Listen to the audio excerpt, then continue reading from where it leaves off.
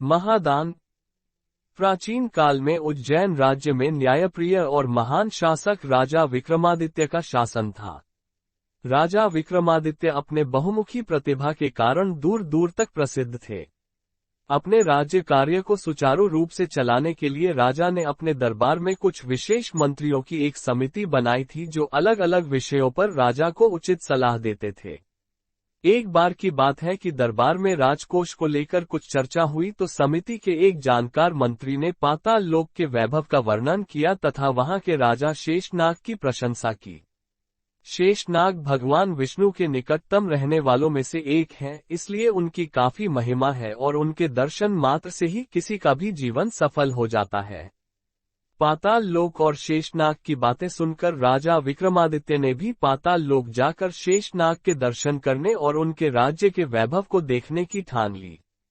राजा सोचने लगे कि पाताल लोक की यात्रा कैसे की जाए, तभी उन्हें बेताल की याद आई और बेताल की सहायता से राजा विक्रमादित्य पाताल लोक पहुंच गए। वहां पहुंचकर राजा ने जितना भी सुना था पाताल लोक का वैभव उससे भी कहीं अधिक पाया। जब शेषनाग को राजा विक्रमादित्य के आने की सूचना मिली तो वे स्वयं राजा के स्वागत के लिए आए और भली भांति उनका अतिथि सत्कार किया।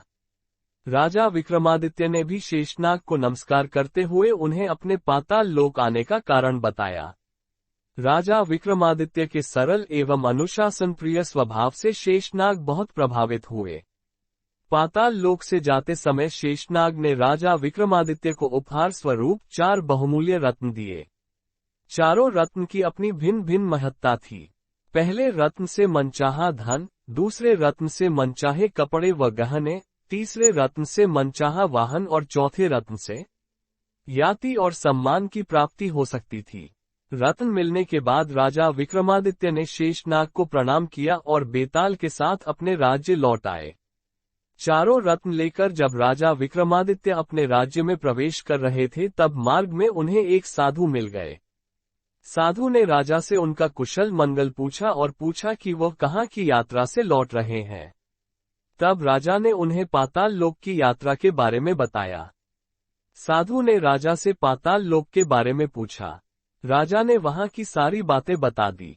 सब कुछ जानने के बाद अचानक साधु ने राजा से कहा कि आपकी हर सफलता में प्रजा का भी सहयोग होता है।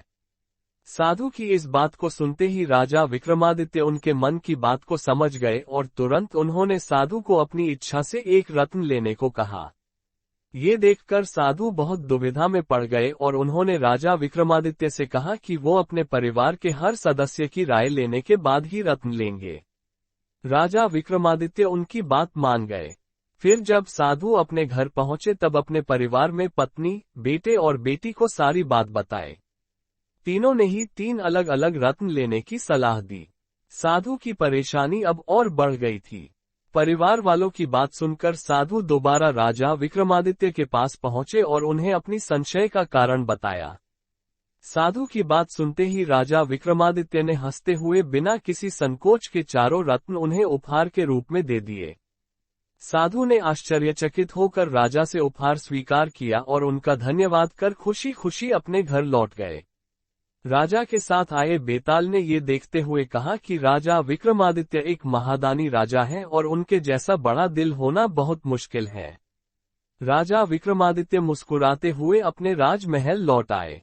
राजा विक्रमादित्य के राज्य का भी वैभव दिन 2 गुना और रात 4 गुना बढ़ने लगा। अतः ये कहानी सिखाती है कि सच्चा राजा, राजनेता अथवा संचालक वही होता है जो निस्वार्थ भाव से अपनी प्रजा और अपने सहकर्मियों को प्राथमिकता दे। सच्चा दान महाकल्याण।